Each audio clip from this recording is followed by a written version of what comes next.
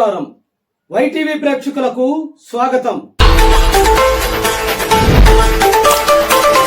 ఈనాటి breaking news చూస్తున్నాం. మాజీ మంత్రి విడుదల రజనీపై వైఎస్ఆర్ కాంగ్రెస్ పార్టీ నేత శ్రీకాంత్ సంచలన వ్యాఖ్యలు చేశారు.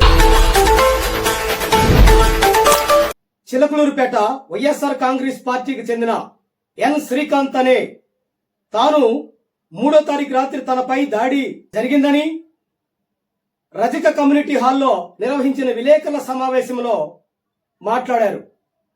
మాజీ మంత్రి విడుదల రజనీ ప్రోద్బలంతోనే తనపై దాడి జరిగిందని ఆయన సంచలన ఆరోపణలు చేశారు.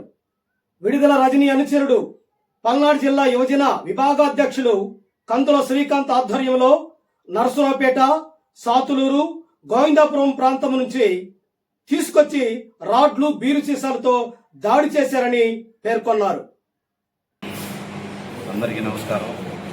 నా పేరు నగిరికండి శ్రీకాంత్. నేను వైఎస్ఆర్ సిపి పార్టీ పట్టణ బీసీసీఎల్ అధ్యక్షుడిగా పనిచేస్తున్నాను. 3వ తారీఖు నైటు నా మీద దాడి జరిగింది. దాడికి గల కారణం ఏంటంటే మాజీ మంత్రివర్యులు విడుదల రజనీ గారి అనుచరుడు కందుల శ్రీకాంత్ పల్నాడు జిల్లా తెలుగు యువత అధ్యక్షుడిగా ఉన్నాడు, విభజన అధ్యక్షుడిగా ఉన్నాడు. అతను నర్సరావుపేట నుంచి, సాతులూరు నుంచి, గోవిందపురం నుంచి కొన్ని గ్రామాల నుంచి జనాన్ని తీసుకొచ్చి రాత్రిపూట 11 గంటల సమయంలో 11:30 సమయంలో నా మీద రాడ్డులతోనూ బీర్ సీసాలతోనూ దాడి చేశారు. మంకీ క్యాప్ వేసుకుని వచ్చి సీసీ ఫుటేజ్ వచ్చింది. నాను రజనీ గారికి వ్యతిరేకంగా నేను పోయి హైకమాండ్ పెద్దలను కలుస్తున్నాను. ఎందుకు కలవాల్సి వచ్చిందంటే గతంలో నా కాడ 3 లక్షల రూపాయలు డబ్బులు తీసుకున్నారు. ఒక నర్సు పోస్టు ట్రాన్స్ఫర్ చేపిస్తానని అది చేపిలేకపోయారు. వాళ్ళ అమౌంట్ వాళ్ళకి ఏంటని అడిగినా కానీ నాతో పలకట్లేదు, నాకు సంబంధం లేదు, నువ్వు మా పిఏలకి ఇచ్చావంటున్నా. అదేందమ్మా, మీ ఓఎస్టీ గారి కాడికి వెళ్ళాము, మీరు ఫోన్ చేసి చెప్పారు కదా ఆ రోజు, ఇది లెటర్ కొట్టండి అని అడిగినా ఆమె అసలు నాకు సంబంధం లేదు, నువ్వు ఎవరో నాకు తెలియదు అంటుంది. అమ్మా విడుదల రజనీ గారు, నేను ఎవరో నీకు తెలియదు. నేను 2019లో నువ్వు బీసీ మహిళవని మా వార్డు ఈశాన్య మూలం నుంచి స్టార్ట్ చేసి నీ కోసం రైతు పగలు ఎంత కష్టపడ్డానో నీకు తెలుసు, నీ మనస్సాక్షి తెలుసు, నీ కుటుంబ సభ్యులకు తెలుసు.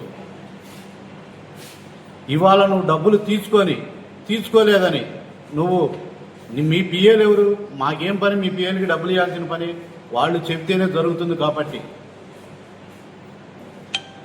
మీరు పని చేయలేరు, వాళ్ళ డబ్బులు వాళ్ళకి ఇస్తే పోయింది కదా. మీరు ఇవ్వకుండా మా మీద ఏదో బ్యాడ్ ప్రచారం చేస్తున్నారు, బ్యాడ్గా పైన రిపోర్ట్లు ఇస్తున్నారు అని నా మీద నువ్వు దాడి చేయించావు. నీ అనుచరులతో కుప్పాల ప్రభుదాస్ నాయుడు నన్ను కొట్టింది. అన్నపరెడ్డి భవానీ ప్రసాద్ అనే కుర్రోడు బండి ఆపాడు. రాడ్డుతో కొట్టిన వాళ్ళలో నర్సాపేట సాతులూరు అబ్బాయి చందు అనే ఉన్నాడు. నేను మొత్తం సీసీ ఫుటేజీలో ఐడెంటిఫై చేశాం. మీరు ఎక్కడ మాస్కులు కొంది, ఎవరికి డబ్బులు ఇచ్చింది.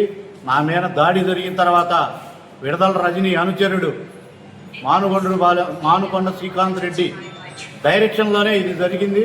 కందుల శ్రీకాంత్ కుమ్మర కాలనీ రూట్లో వాళ్ళందరూ తీసుకొని వెళ్ళి బండెక్కి వెళ్ళటం జరిగింది. ఇవన్నీ సీసీ ఫుటేజీలు ఉన్నాయి. సాక్ష్యాలతోనే, పక్కా సాక్ష్యాలతోనే నేను మాట్లాడుతున్నాను. నన్ను చంపాలనే వచ్చారు.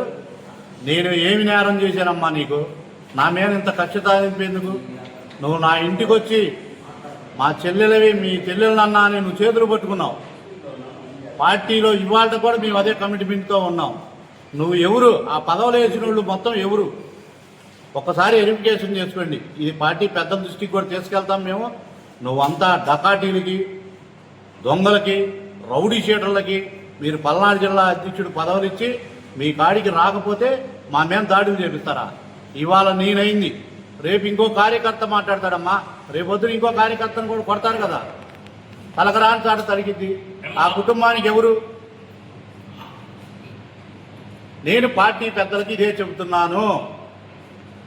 ఆమె నాయకుల్ని కలపట్లేదు, నాయకుల దగ్గర డబ్బులు వసూలు చేసింది, ఒక పని కూడా చేయటం లేదు అనే నేను చెప్పాను.